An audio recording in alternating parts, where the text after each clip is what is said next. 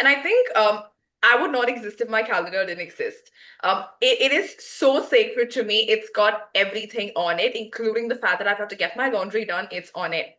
And if there's a particular week when I think I don't need to do my laundry, it will not go on there. So I think the first thing for me, and I was introduced to this concept pretty early on. So I started my career, like I started working right after grade 12. And the first 1, 2 months, my mom noticed that I was being literally a headless chicken. I was running everywhere trying to get this done, that done. And I was sitting at home because it was during COVID. And I was, anyways, losing my mind. And then I was making everybody else lose their mind.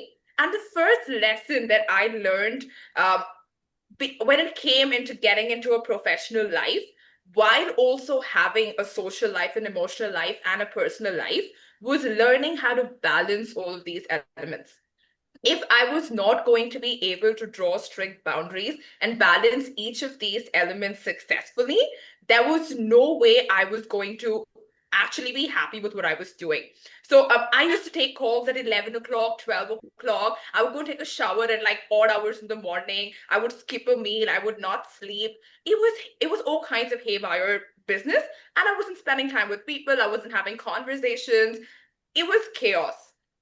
And that's not the first lesson in time management, which is something that I have stuck to. And I promise, I think this is going to be like a Bible I teach everybody anywhere I get a chance to.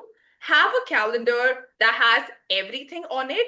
Put all of your priorities on it. Your calendar does not have to look like somebody else's calendar. Just because another colleague of yours is having 15 meetings in a day, you do not have to try and match up to that. That person probably gets 15 meetings because either they're not able to get the job done in 5 meetings, or just because they have the time to commit to 15 meetings.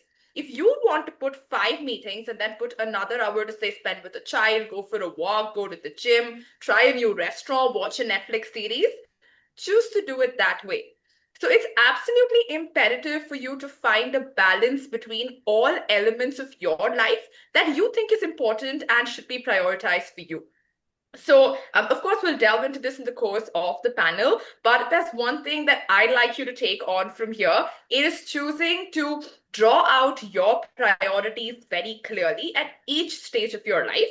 The priorities will vary, they should vary. You need to sit down and reflect and rephrase what your priorities are. But absolutely important for you to sit down and figure out your priorities and then, with those priorities, craft a calendar that has a good balance so that all those priorities get onto it.